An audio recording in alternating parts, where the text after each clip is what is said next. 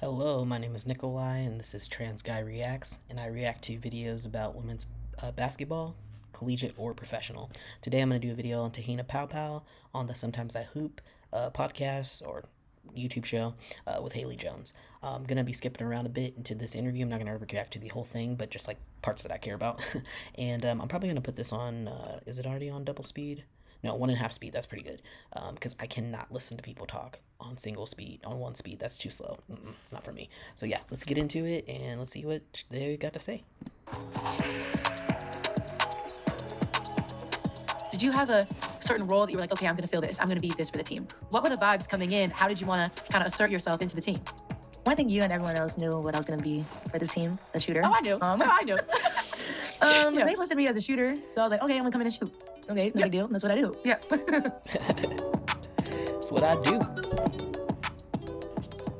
Welcome back to Sometimes I Hoop. Today, we've got a fellow Cali Even the music sped up is dope. I love it. Hooper on the pod. Quick humble brag. Cali. McDonald's All-American, 2-time All-Pac-12, 1,000-point club member. I used to hate seeing her on the scout, but I don't have to deal with that anymore. None other than former Pac-12 rival, but now South Carolina superstar, Te-Hina Paopao. Thanks for hopping on the pod. Wow, that was really good. Oh, thank you. I tried. Okay. Let's talk a little bit about the SEC. It's in full swing right now. Besides LSU, you guys have won all your conference games by at least 17. Like, give them a chance. But you're averaging 12 points and 4 assists, and obviously you've been dominating. But what's a game that, you guys may have blown out a team or you played great, but statistically, Dawn was like, no, I don't care how much we won by, because I know she gives you those. She's like, I don't care. We're still going to get to practice. We're going to watch the film. So what was a game where, you guys may have won, but you guys didn't feel like you came out the way that you needed to? It has to be Vanderbilt. The game when we played Vanderbilt here, and that was after the LSU game. Okay. And I think the LSU game just took so much emotional, physical, motion out of us. Like, it was a really big weekend, and I think we lived up to it, but I think it just took so much out of us to where we looked really slow and lazy and lethargic, like the first half coming out of Vanderbilt. Yeah. Because I think that's how much of a big game LSU was. Yeah. And I think I'd agree. I watched that game, and they did not look the same. They looked tired. They looked pretty tired on that game. you could tell from the outside, everyone knew how much of the LSU game took out of us, just how we played against Vanderbilt. And we felt it as a team, but we couldn't do anything about it. We just had to keep playing our game and just trust each other that we're going to pull this out. Yeah, I mean, the LSU game was huge for a variety of reasons. But, I think we've had some other people on the podcast talk about how hard it is to play in Baton Rouge. So talk to me a little bit, especially with the addition of College Game Day. What was that atmosphere like? Oh my gosh, it was crazy, girl. Yeah. Oh my gosh. I bet. It looked wild. Crazy. We get in there and the student section's already in there. We all come out one like by for one. warm-ups? Yes. I hear, ooh, I'm like, we just got here. What are you guys doing here? I'm over here trying to do my dynamic warm-up getting food. This is crazy. You could feel all 13,000 fans on top of you. Oh, yeah. I don't think I ever want to go back. So talk to me about the mindset of the locker room and how you guys were able to stay focused. And it wasn't an easy game. So what were the talks like during, but also just pregame to get you guys ready for that type of environment? Pregame was just coach talking about how prepared we are and how much we took so much of the scout, and we just have to execute the scout and just go out there and play our game. And then the first half came, it was pretty close and a good game. And then halftime comes around and she's just like, we can beat these guys. It's us. We're beating ourselves up. We're a great team. We're doing the scout really well, but we're just beating ourselves up on the offensive end and not sharing the ball how we usually do. And that's what we have to do. We have to get back to our game and be who we are. Don't lose who we are because of how the crowd is. And I know it's loud, but we just got to stick to who we are and play our game because we're beating ourselves up. And then the second half is, the rest is history. I think that's so true because, yeah, it was a close game, but then at the end when Reese found out, they were just doing better. And then when they played them a second time, even at the SEC tournament, and I know though it all blew up and stuff, but they were winning by quite a bit, and that's why the scuffle even happened, because Flau'jae was frustrated that they were going to lose that game again for a second time. So, yeah. The momentum shifted completely for you guys in that second half. So talk to me about, what do you think was there's a moment in every game that changes that. So what do you feel like maybe the shot, the defensive possession that was like, okay, we're hitting our stride. This is where we really got to kind of get going. What was that momentum shift like? I think once we got it into Miller in the inside, we had to definitely take advantage of that, especially when we got Reese in foul trouble. I think that's what the momentum shifted when she got that 5th foul on Raiden. And that was when we knew we had to attack the boards and attack inside, because they didn't have anything to stop Miller or a post. That was ever the separator, and especially when Lay had a big game that day. It was just coming off the bench and knowing that she can provide a very big spark for us, and knowing that we can rely on our bench unlike other teams. And so our team can definitely play the full 40, especially with our wave of bench production. Coming from the Pac-12. People on the outside who don't play, they talk about this difference of styles of play from West Coast kind of Southern basketball. So talk to me a little bit. Talk to me a little bit about that switch up of style of play from the Pac to SEC, because it is so different. Yeah, I mean, being Cali girls, Cali's super laid back and just everything comes to us and just very chill vibes. And that's what Pac-12 is. They're just really laid back, but at the same time, really tough to play. Yeah. And it's very, very different. I mean, Pac-12 is like very methodical, very scout-oriented, very, you know, run the plays and run this and just like play within the system and find yours within that system. And I think SEC is just super athletic and it's just go, go, go and just like athletic, crazy athleticism. I mean, Crazy. they made me feel so unathletic. It's just like crazy, just the difference in style of play and the style of how different systems are. And it's just, it was an eye-opener for sure. But like, we already knew that SEC was like that. And just playing the conference is just mind-blowing. Yeah. No, it's so different. And I feel like you kind of see it, but I bet for you playing in both, it's like, it's two sides of the spectrum. Like There's opposite. It's complete opposite. But we talked a little bit about the talent level across the board. SEC, top to bottom. Pac-12, top to bottom. The list goes on and on. But have there been any specific players that you feel like were kind of slept on, maybe last year, beginning of this season, that have really come out and surprised you and been like, oh, wow, like they're a problem. We're now circling them on the scout. They've really come into their own this season. I'm going to have to give it to the freshies this year, man. They're difference makers. I mean, you got Juju Watkins, you got Hannah Hidalgo, you got my lady Wally, who I play with. Yeah. It's just a spectrum of players that have been balling like throughout each conference. It's just crazy. I think the most mind-blowing was the freshmen this year coming into college. I mean, you don't really see these type of freshmen with these type of games day in and day out. Like, I've been in college, like, you've seen it. Like, there's no freshmen that are, like, built like this. And it's just crazy how each conference has their own special freshmen. And it's just crazy to watch. And I'm really excited for their journey. Oh, for sure. And like you said, like, it's not like a one-hit wonder. It's day in and day out. The same thing. There's no one-hitters. That's true. That's super true. All right. I want to skip to her talking about South Carolina and, like, transfer portal because I'm assuming that's going to come up because Haley always asks. And I appreciate that. Thank you, Haley.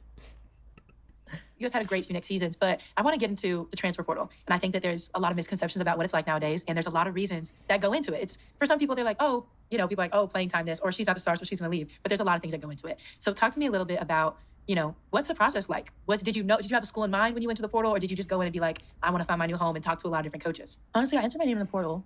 And then I think Mark got the head coaching job at TCU. And I was like, oh, done deal. Like, I'm gonna go to TCU. I'm gonna play for Mark because he's the one that recruited me to Oregon. Yeah. And so I really loved him and Chavi. And then they left to get the Sac State job. And so I was like, okay, I'll stay at Oregon. And then I heard he got the TCU job. I was like, okay, I'm gonna be a frog. Like, absolutely. Like, give me the in the papers. Like, you don't even gotta talk to me. Crazy thing is that guy that I didn't know that he came from Oregon. Oh my God, there's an ambulance coming. I live in the hood, so you're gonna hear ambulances. It is what it is. I didn't know that coach. He coached at Sacramento. And he did really well. Like, he just was there for 1 year, and they won the whatever conference they're in. I don't know what conference Sacramento State is in, but that stood out to me because I'm from Sacramento. I'm born and raised Sacramento, so I was like, whoa, Sac State's doing well. That's the first time ever. And they won their conference, and then he immediately got hired to go to TCU. The next year he left, went to TCU, and then TCU had that crazy situation where they lost like 4 players to injuries, and then they had to ask for walk-ons from the school, which is crazy. And they're still doing good. They're like decent. I don't think they made the tournament, but they like did pretty good this year considering. So wild. She was about to be a fucking frog. That's crazy. To me. And then I get a call from T-Bam. She goes, hey, South Carolina wants to talk to you. What? Oh. South Carolina? Like, don't say it. South Carolina. Like, me? What? I'm like, did they have your, what? Like, they want to talk to me? Yeah. She's like, yeah, like, they said they want to talk to you. Like, I'll give you the number and they want to talk to you right now. Okay. I'm like, okay, yeah, like, send them my number. Like, I'm on the way to class. Like, I'll talk to them on the way to class. Sorry, Dawn, no, not going to answer your call. Like, that's crazy. Like, who's going to say no to Dawn? Yeah. The campus visit, that solidified everything. And knowing that, like, she is who she is on camera, off the court, on the court. And I think that's what got me the most was just how authentic she is and how real she is. I mean, a lot of coaches say they're real, but they're not really real. Like, she'll say it in front of your face. Oh, yeah. Like, she don't care. Like, she's not afraid. Like, that's the type of person that I wanted to play for. Someone who will tell you the real even though you don't want to hear it. And so I was like, sorry, Mark. You know, when South Carolina calls, you better go. But I got to go a different route. You know, all love towards you and the program, but I just felt like coaching them was South Carolina was going to be a good fit for me. Yeah, it was. That's wild. You pull up to a new campus, and it's kind of like a bit of freshman nerves all over again. You're the new kid on campus. You're coming into a team who's in the Final Four last year. So what was it kind of like? You know, Columbia is very different from Eugene. So what was it like, the adjustments getting there? I bet Dawn's practices are hard. Like, just all of those different things that goes into that transition. Talk to me about that adjustment period. I think everyone was just like, are we going to be a good team? Like, what kind of team are we going to be? Because of how much we were, like, off, like, the stuff off the court. It was just like, really? Like, are we really going to do this? Like, you didn't know what was going to happen. I mean, looking back at it now and being the number 1 team in the country, we did not think we was going to be the number 1 team in the country. The way we were acting and being in practice and being in the workouts. But how we were acting. That's funny. Dawn did say that. She was like, these kids, they're different. So I have a sense that from things that she said and mentioned, they're a little immature, maybe a little immature, but like mature enough when they need to turn it on, they turn it on, but they like enjoying their youth and maybe not as serious as she wants them to be, but they do perform and they do step up when she needs it. You know, Dawn's always going to get her team straight, no matter the deal. She's going to get them disciplined. She's going to get them right. And so, yeah, looking back at it, I think everyone's going to agree with me how much doubt we had with each other. The growth, how much doubt we had. Like, are we even going to be in the top 10? Like, we're not getting down to business as we should be. But man, things have changed, and our journey as a team has been a great one. Yeah. Well, I mean, did you have a certain role that you were like, okay, I'm going to fill this. I'm going to be this for the team? Or were you just kind of coming in like, I want to make an impact in any way I can? What were the vibes? Because it's also your senior year. So what were the vibes coming in? How did you want to kind of assert yourself into the team? Well, I think you and everyone else knew what I was going to be for this team, a shooter. Oh, I knew. I knew. They listed me as a shooter. So I was like, okay, I'm going to come in and shoot. Okay, no big deal. That's what I do. Okay. But I just wanted to come in and make an impact, immediate impact, a leadership impact. And I knew that they was going to need my, being a veteran and being on a college stage for the past 4 years. I knew they was going to need that type of leadership coming in and seniority. I've been in it for quite a while. I kind of know what I'm talking about. But at the same time, I can also learn from young players and knowing that I can be this leader that they can turn to and know that that I could lead and be the player that I know I could be and be that missing piece that they've been needed. So it was kind of a refreshing start. Yeah. And I think that makes the best type of leader is somebody who is so experienced and so wise, but at the same time, you're humble enough to still learn from the younger players because you can always learn. But so people like, you talked about Camilla, you got Ashlyn, Raven, Chloe, Sanai, like the list just goes on and on and on. Talk to me about beyond the talent, it's what makes you guys so great, in my opinion, is that everybody buys into their role, right? Yeah. It's going to be somebody's night every night. And you guys are always so hyped up. Like even when you're on the sideline and somebody's going crazy, I see you getting lit. So talk to me about just like the chemistry is awesome. Chemistry of being on a team like that with all these different superstars who are able to buy into their role for the greater good. How fun is it to be in a locker room like that? Man, it's so fun. I mean, as you can tell on the court, we just genuinely love each other. And I think that's what also separates from other teams is how close we are with each other and how much we actually love each other and how everyone just bought in to winning. I think a lot of people get into the individual stats and scoring this and, how many assists did I get this game or how many rebounds and how many points did I score. But I think what separates us as well is just how everyone just wants to win. No matter how we get there, everyone just wants to win. And that's how they keep the main thing, and that's to win. No one's going to remember how many points you scored against this team or like that. Exactly. Everyone's going to remember the undefeated team or like the team that like went all the way because of how they were dominating teams. It's just crazy to think how people just think about individual stats and like they just want to score this many points when at the end of the game, it matters if you win or lose. Like if I have like 50 points and I lose, I don't care. I lost. Like I want to win. That's the main thing. And I think you said that so beautifully. But turning it back to you individually, talk to me about where you feel you've had the most growth in your game moving to South Carolina. I've heard you talk about defense improving, but tell me about what is like that thing where you're like, defense improving. She didn't have to do defense. Pac-12 is not really known for their defense necessarily, okay? And then her role as a shooter is like, you don't really need to do defense, but Dawn ain't about that life, so I'm sure she has grown. I can really see a growth area in myself in this. I just said defense. I think everyone knows. Yeah. The pack, you don't really, you move your puppies really well. So I say defense. And just picking good shots. I think that's what has grown my game a lot. And putting people in a position where they could score easily. And then another one is patience. Definitely patience on the court. I'm still learning how a lot of these young kids don't have the IQ as much as I do. And so I have to be directive. I have to use my voice and direct them to roll. I got to tell them roll. You got to roll. Or you got to be like, go to a corner, spacing. Or like, hey, 2-man game, do this, do that. So I've been seeing a lot of that grow in my game. So I'm going to have to say those things. Well, those are all great things. And just my opportunity to give you some flowers right now. I feel like we first met at USA Trials, and I remember just clicking. And like, we were very different people today, but back then, just a bunch of high energy weirdos. But like, seeing you now and the growth and just like being a fan of yours genuinely, not only on the court, but just as a person. And like, you're the best 3-point percent in the NCAA right now. Seeing, you overcoming and battling injuries and every single time coming back stronger than you were before. I think it's so special. And like, hearing that you're a vet on a team now, running the show. That's why I get so old. Like, you're over here bossing around kids. That's crazy. Oh yeah, I love Haley's vibe check. This was a great interview so far. I really enjoyed their camaraderie and the funny stuff that's going on. But vibe check is awesome. Haley asks really interesting questions. They're usually the same questions, but they're pretty interesting. I'm gonna ask you some rapid fire questions. Some guests have not understood the rapid fire part, so I hope that you're gonna do great. You're gonna do great, I believe. Starting off, we're gonna do what's the drill that you never want to see on the practice plan? Wing to wing. Oh my gosh, I hate wing to wing. Aaliyah told us about this last year. It sounds horrible. Yeah, it's terrible. Okay, well, good. Okay, next one. Game-winning shot or game-winning steal? Game-winning shot, absolutely. Okay, group TikTok or solo TikTok? Group TikTok. I was gonna say, you gonna say solo? Solo, because you gotta, Solo dolo. yeah. You can't be teaching them and waiting for them to learn TikToks. Exactly. Like, pick it up. I get so frustrated. Pick it up. Okay, who's the biggest trash talker? It could be on your team or somebody else that you played against. Oh my gosh, Ashlyn. Absolutely. Really? Yes. Oh my gosh, girl. Okay. It's crazy. Especially when she's mad. Oh, I'm gonna look out for it. You don't want none of that. None of that. Okay, next question. I'm curious. I want to hear Ashlyn. I want to hear what she's saying. Ashlyn Watkins. She does seem like she could spit something. She could spit something mean. Biggest flopper. Same principle. It could be on your team or somebody else. Oh, Breezy's gonna hate me, but I gotta go B Hall. Is she? B-Hall. I'm so sorry. It's okay. It's okay. Everybody, you just sell it every now and then. Haley. Oh my gosh. It's okay. It's okay. And you know what? She's probably a great actress. She'll still get the call. She deserves it. What's your biggest basketball ick?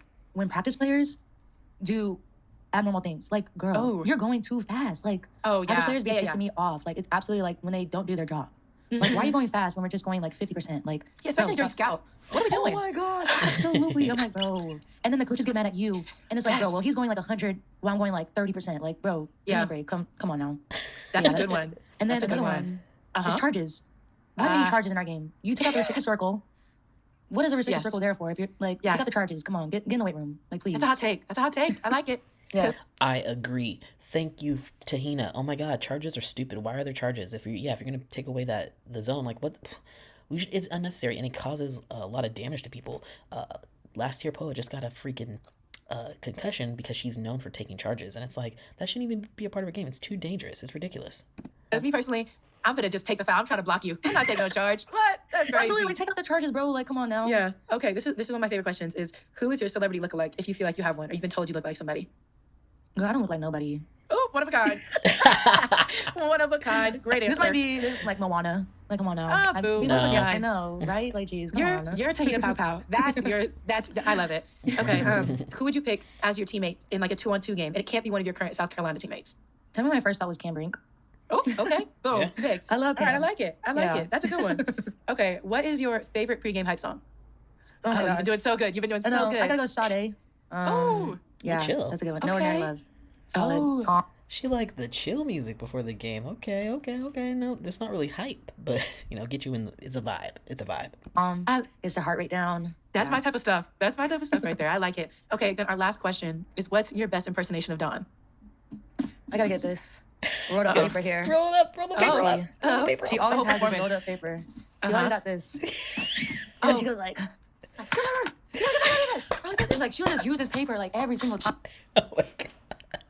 Everyone says this. Oh my God. That is her thing. That is so funny. Every single person has said that. She loves a prop. She loves a prop. I think another one was Fagin. She's gonna hate me for this, but let's hear it. She's always like, Fagin, what are you doing? Fagin, what kind of shot is that? And it's just like, Fagan's gonna hate me for that, but it's always a good one. We always laugh about that one, but it's just. I feel like every coach has a name that they just love to yell. So I feel bad as Fagan, but every coach has one. Oh, that's good. Okay, well, Te-Hina, thank you. That was great. That was a great interview. Really, that was funny.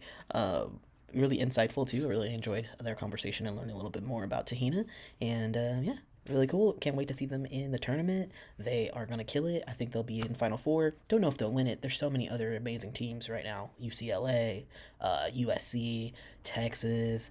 I don't think Iowa's going to make it, but, maybe LSU, all those. So it's going to be pretty exciting. Really, really excited to watch that. All right. Thanks for watching, and I'll see y'all next one. Later.